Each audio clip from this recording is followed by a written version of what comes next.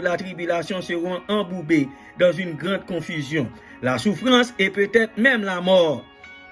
Leur foi en Jésus pourrait être doutée, ébranlée. Plusieurs d'entre eux ne seraient pas capables de surmonter la tribulation et finiraient par perdre la bataille de leur foi. Avant l'apparition de la théorie de l'enlèvement, mes frères et sœurs, pré-tribulation, beaucoup de chrétiens avaient en réalité cru qu'ils passeraient toute la période de 7 ans de la grande tribulation et qu'il serait enlevé seulement après sa fin.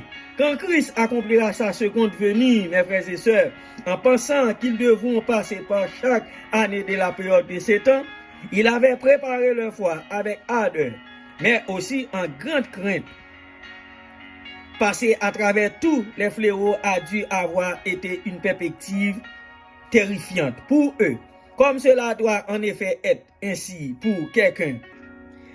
Mais une telle croyance était aussi seulement une théorie académique, un produit de l'ignorance de la parole de Dieu. Alors, mes frères et sœurs bien-aimés, il y a les conservateurs qui croient en la millénianisme. Ces gens voient le royaume millénaire comme symbolique. Ils le voient comme une représentation symbolique de la paix que les croyants en Christ gagnent par leur salut. Si de telles théories universitaires sont vraies, nous ne pourrions pas nous soucier moins de ce qui arrive au monde, car nous devrions tous être enlevés dans les airs par Dieu avant que la tribulation ne commence. Mais si elles ne sont pas vraies, qu'arrive-t-il alors? En faisant face à la grande tribulation, mes frères et sœurs, sans avoir préparé notre foi, nous serions saisis par une peur paralysante. Nous serions incapables de défendre notre foi, capitulerions devant les vagues d'épreuves et de tribulations et finirons par nous laisser entraîner dans le même courant que le reste du monde. Mais Dieu nous a dit que ceux dont les noms sont écrits dans le livre de vie, ceux qui sont nés de nouveau par l'eau et l'esprit, ne rendront jamais.